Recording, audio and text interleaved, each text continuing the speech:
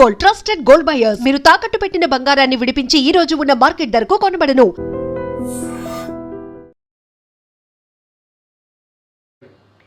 ప్రస్తుతం యూత్ ఎక్కడ తగ్గేదే లేదనేలా దూసుకెళ్తున్నారు. ఏ విషయంలోనూ కాంప్రమైజ్ అయ్యేలా కనిపించడం లేదు. కోరుకున్నది కావాల్సింది టక్కున చేతిలో పడిపోవాలి అనేలా వారి ఆలోచన మారింది.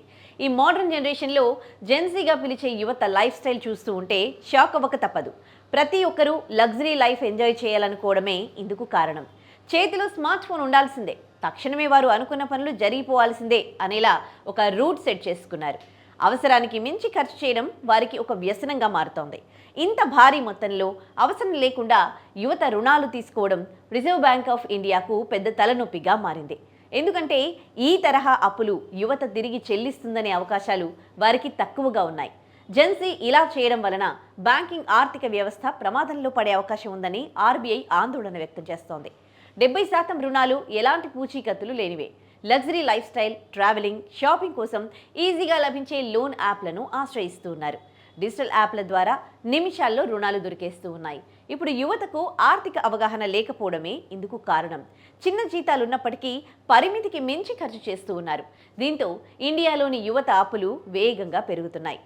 క్రెడిట్ కార్డులు, వ్యక్తిగత రుణాలు ఇప్పుడు కొనుగోలు చేయండి, తర్వాత చెల్లించండి అనే విధానాల ద్వారా చిన్న వయసులోనే యువత భారీగా అప్పుల ఊబిలో చిక్కుకుంటున్నారు.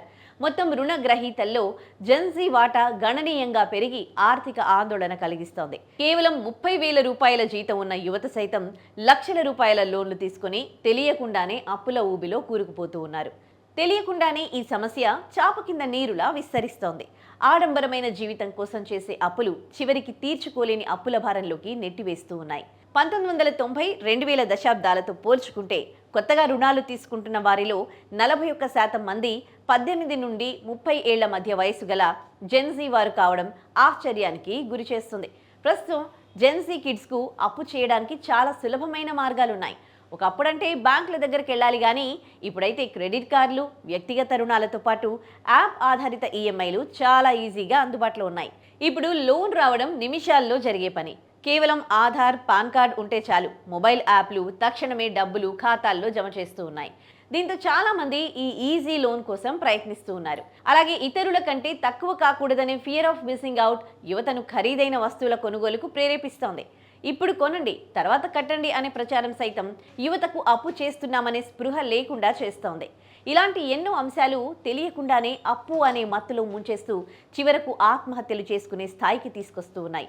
మరి ఇలాంటి సమస్యకు ఆర్బీఐ ఎలాంటి పరిష్కారం వెతుకుతుందో చూడాలి.